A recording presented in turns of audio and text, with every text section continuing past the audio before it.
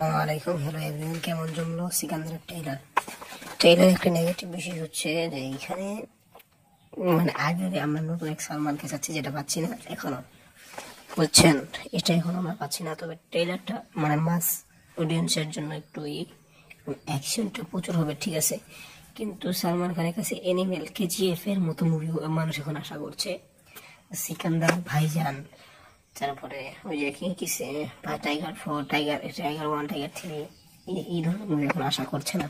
তা আগের যত মুভি আছে এই সমস্ত আশা করছে একদম নতুন কিছু, যেটা এনিমেল কেজিএফ পুষ্পার মতো হবে। বুঝেন না এই ব্যাপারটা? এরকম চাচ্ছে মানুষ।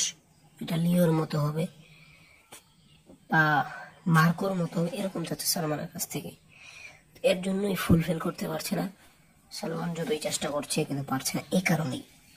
তো এই বিষয়টি আপনারা কি করে দেখছেন অবশ্যই জানাতে পারেন আমাদের কমেন্ট বক্সে। কমেন্ট বক্স স্বাধীনতার জায়গা। থ্যাংক ইউ পুরো ভিডিওটি দেওয়ার জন্য।